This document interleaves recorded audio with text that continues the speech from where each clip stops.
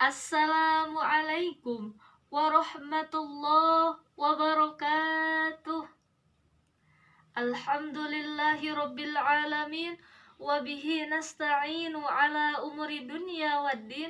Wassalatu wassalamu ala sayyidina Muhammadin khatamin nabiyyin wa ala alihi wa sahbihi ajma'in wa man tabi'ahum bi ihsanin ila yaumiddin. Amma ba'd. Wa qala an-nabiy sallallahu alaihi wasallam, kun 'aliman aw muta'aliman aw mustami'an aw muhibban wa la takunil khamisan fatahlak. Alhamdulillah, dalam kesempatan ini kita masih bisa bertatap muka meskipun dalam keadaan virtual.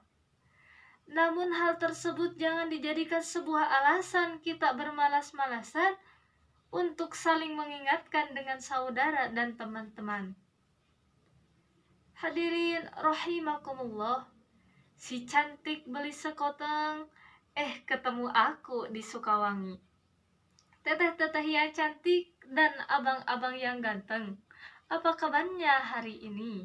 Hadirin rahimakumullah, dalam kesempatan ini insya Allah saya ingin menyampaikan sedikit materi tentang pentingnya ilmu dalam beribadah.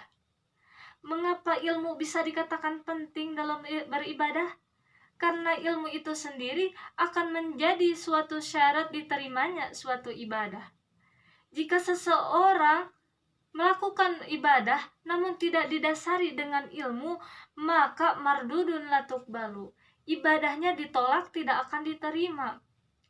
Seseorang yang melakukan ibadah namun tidak didasari dengan ilmu, tidak menggunakan ilmu, maka ibadahnya tidak akan sempurna. Na'udzubillahi min dzalik. Jadi percuma ketika kita beramal soleh, contohnya kita berpuasa, kita sholat, namun tidak didasari dengan ilmu, maka semuanya itu akan menjadi sia-sia, karena Allah tidak akan menerimanya, Allah akan menolaknya.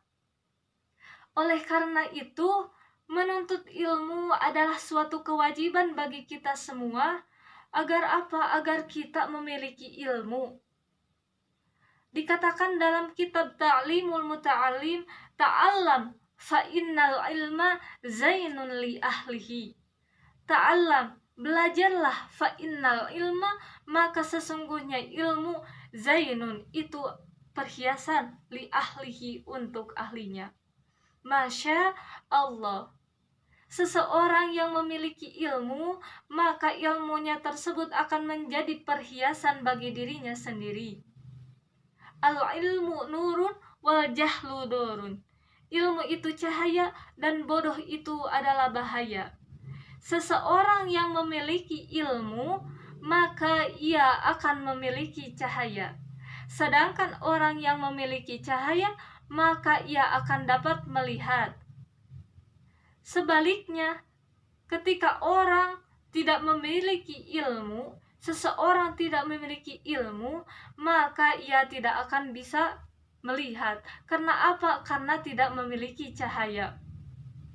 Maka orang yang tidak memiliki ilmu, hidupnya akan seperti butiran debu, yang mana akan terjatuh dan tak bisa bangkit lagi, akan tenggelam dalam lautan luka dalam, akan tersesat dan tak tahu arah jalan pulang.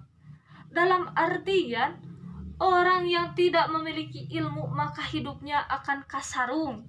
Kalau kata Sunda nama, orang yang tidak memiliki ilmu itu hidupnya akan kasarung. Na'udzubillahi min dzalik. Hadirin rahimakumullah, seseorang yang berilmu maka ia akan mendapatkan ilmu. Apa itu ilmu? Dikatakan dalam kitab Durratun Nasihin, ilmu itu jika ditafsirkan ainnya memiliki makna iliyin, yang mana iliyin adalah nama salah satu surga.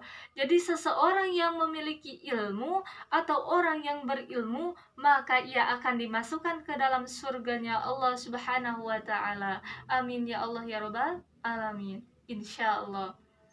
Yang kedua, huruf kedua dari kata ilmu adalah lutfi, yang mana arti dari kata lutfi adalah lemah lembut.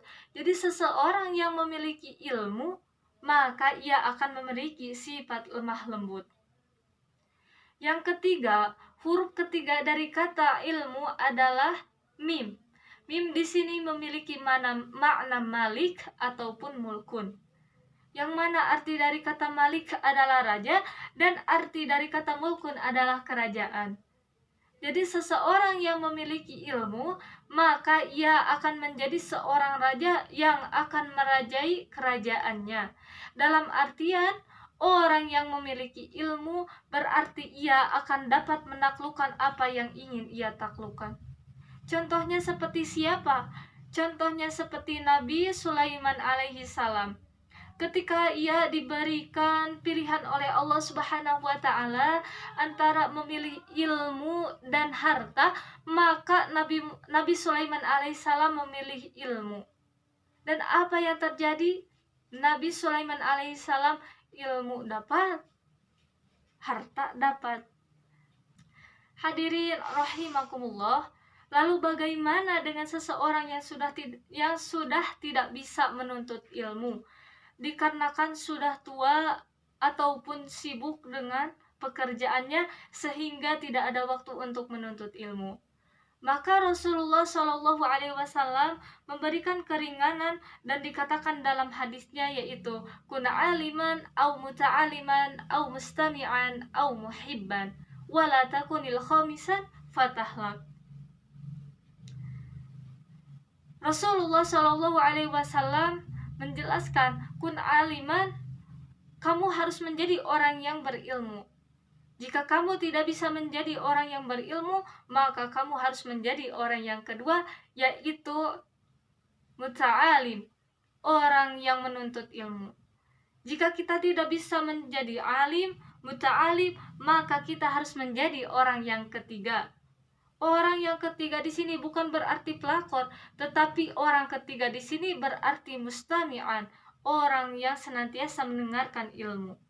Lalu bagaimana jika kita tidak bisa menjadi alim, tidak bisa menjadi muta'alim, tidak bisa menjadi mustami'?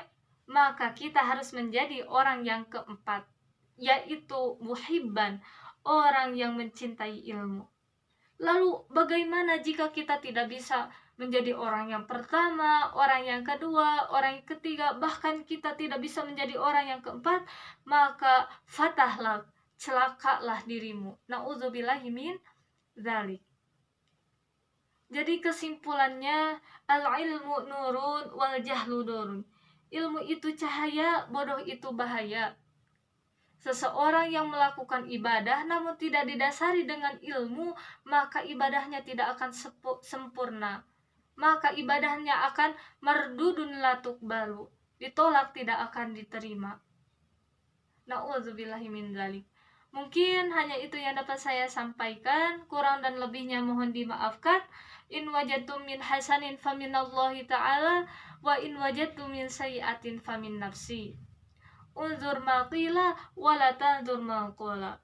Wallahul muwafiq ila aqwamit thoriq. Wassalamualaikum warahmatullahi wabarakatuh.